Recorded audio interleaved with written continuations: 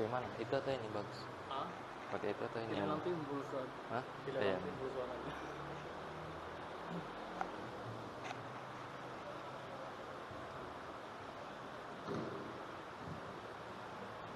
أعوذ بالله من الشيطان الرجيم بسم الله الرحمن الرحيم السلام عليكم ورحمة الله وبركاته الحمد لله رب العالمين الرحمن علم القرآن خلق الإنسان علمه البيان أشهد أن لا إله إلا الله وأشهد أن محمدا عبده ورسوله اللهم صل على سيدنا محمد وعلى آل سيدنا محمد السلام عليك يا رسول الله السلام عليك يا حبيب الله. Bapak Ibu yang kami muliakan, jamaah sidang salat zuhur yang dimuliakan Allah Subhanahu wa taala, kita mengisi kultum singkat kita menjelang salat zuhur bersama. Kita beri judul dengan mendapat karunia dari Allah Subhanahu wa taala. Bapak Ibu yang kami muliakan, kita ambil dalam Al-Qur'an kisah Nabi Sulaiman alaihissalam. Kisah Nabi Sulaiman alaihissalam Allah abadikan dalam Al-Qur'an. Nabi Sulaiman adalah nabi, seorang raja yang Allah berikan kelebihan, bisa memahami yaitu semua makhluk Allah, baik yang nyata maupun yang gaib. Suatu ketika Nabi Sulaiman alaihissalam diuji Allah Subhanahu wa taala. Dalam Al-Quran Allah sampaikan, Hayyu al-mala, wahai pembesar-pembesar, siapakah yang bisa memindahkan singgasana Ratu Balqis? Ketika itu berkatalah minal jin, wa qala ibrit minal jin, dan berkatalah dari kalangan jin bernama Ibrit. Nah, jadi Ibrit itu ada dalam Al-Quran. Allah sebutkan jinnya namanya Ibrit. Apa kata Ibrit? Mengatakan, ana atika bihi antakuma min maqam. Wahai baginda Sulaiman, aku akan pindahkan singgasana Ratu Balqis yang ada di Yaman ke Palestina sebelum engkau tegak dari tempat duduk. Nah, itu kata jin tadi. Bahkan jin mengatakan, inni qawiyun amin, sesungguhnya aku dapat dipercaya. Nah, jadi Bapak Ibu tidak perlu percaya sama jin, ya. Nah, jadi kita hanya percaya kepada Allah. Apakah Nabi Sulaiman mengiyakan? Tidak. Ada seorang pemuda, dalam Al-Quran tadi disebut juga, wa qala indahu ilmun minal kitab. Dan di sisi Nabi Sulaiman ada seseorang pemuda yang beriman, kemudian ahli kitab, berilmu maksudnya. Apa katanya? Ana atika bihi qabla ayartadda ilaika tarfuk. Aku akan memindahkan singgasana Ratu Balqis itu, wahai baginda Sulaiman, sebelum matamu berkedip. Nah, jadi Bapak Ibu, mana lebih cepat? Tegak atau kedip? Jawabannya adalah kedip. Ya. Jadi seorang pemuda ini Allah tidak sebut namanya dalam Al-Quran, tidak disebut. Tetapi ini menjadi perdebatan di antara ulama tafsir. Ada yang mengatakan namanya Asif, ya, dan lain sebagainya. Tapi dalam Al-Quran tidak Allah sebutkan namanya siapa pemuda tersebut. Kalau Allah tidak sebutkan namanya dalam Al-Quran, pasti akan lahir lagi seorang pemuda yang kesatria, yang hebat. Ya, jadi pemuda tadi hebat, dengan kedipan mata ketika itu pindah singgasana Ratu Balqis dari Yaman ke Palestina. Falamma mustaqirun indah, dan tak lama singgasana itu pindah seketika, hanya kedipan mata saja. Berarti mana lebih hebat Bapak Ibu? Orang beriman atau jin? Orang beriman lebih hebat. Ya, beriman, berilmu, sholat, berhuda.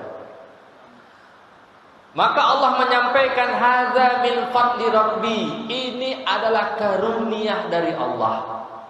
Jelas ini berarti karunia dari Allah. Menandakan apa?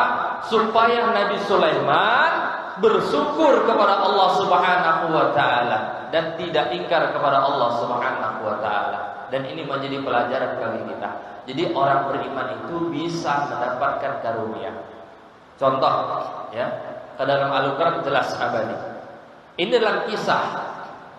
Memang kisah ini tidak ada dalam Al-Qur'an, tapi kisah ini nyata dalam sejarah. Siapakah dia? Seorang pemuda yang bernama Salahuddin Al-Ayyubi. Pemuda yang bernama Salahuddin Al-Ayyubi ini bukan orang Arab. Ya, bukan orang Arab. Ya, dia bukan dari Quraisy, tidak.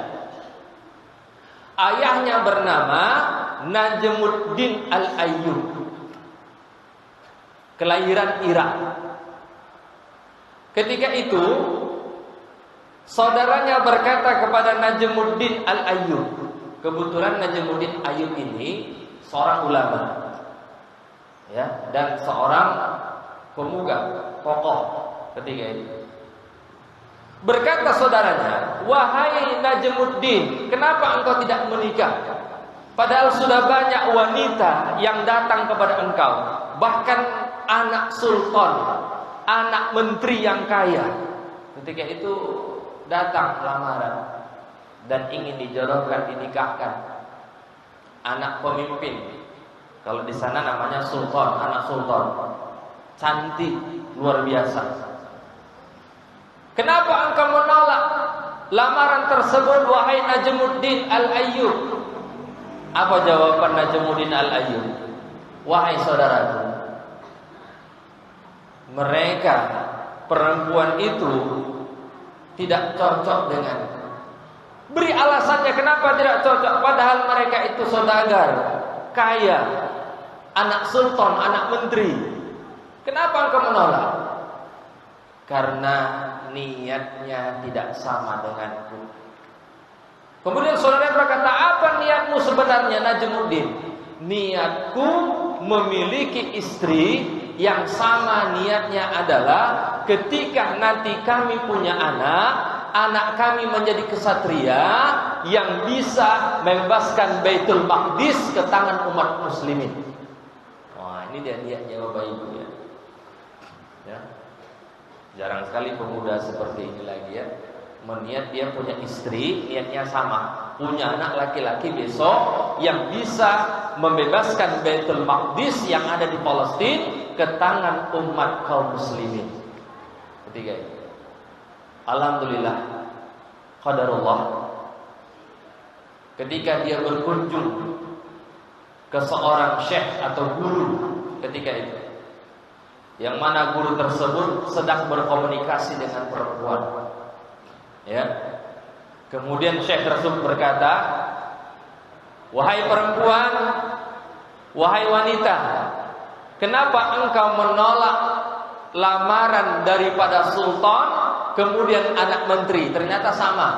Perempuan tadi juga dijodohkan, ya, kepada anak yang kaya, ya, anak yang dermawan, terpandang ketika itu.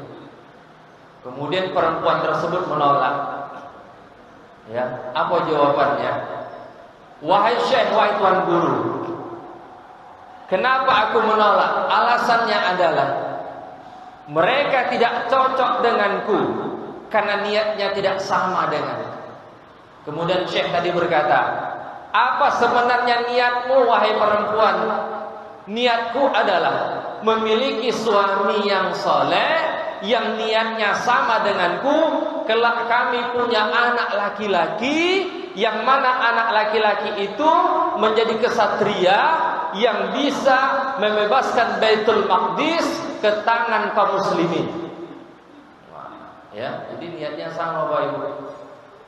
Niat Najmuddin punya anak laki-laki kesatria, kemudian niat perempuan ini juga memiliki anak kesatria. Akhirnya qadarullah mereka berjumpa. Apa kata Najmuddin? Wahai Tuan Guru, izinkan aku menikah dengannya. Kemudian Syekh tersebut mengatakan, ketahuilah wahai Najmuddin, perempuan itu miskin, tidak punya apa-apa. Dia fakir, dia bukan anak saudagar kaya, dia bukan anak sultan, dia bukan anak menteri yang kaya. Apa kata Najmuddin? Aku bukan mencari harta. Yang kucari adalah niatnya sama denganku. Siapapun dia, perempuan dari manapun dia, niatnya sama. Ketika kami punya anak laki-laki, bisa membebaskan Baitul Maqdis. Sejarah ini ditulis dengan tinta emas oleh Syekh Yasin, ya, yang ada di Mekah Al-Mukarramah. Kemudian apa kata Syekh tersebut? Tafadhal, silakan. Dengan izin Allah mereka menikah, maka lahirlah seorang anak kesatria yang bernama Salahuddin Al-Ayyubi. Inilah disebut dengan karunia yang Allah berikan. 90 tahun terjajah ketika itu, ketika perang salib. Alhamdulillah, qadarullah, Baitul Maqdis dipegang, dikuasai oleh umat Islam. Mudah-mudahan ya, tahun yang akan datang Baitul Maqdis atau Palestina, walaupun sekarang dijajah, dengan doa-doa kita mudah-mudahan ya kemenangan Allah turunkan kepada kita. Amin ya rabbal alamin. Demikian tausiah singkat. Mohon maaf apabila kelebihan waktu. Saya akhiri, wabillahi taufiq wal hidayah. Assalamualaikum warahmatullahi wabarakatuh.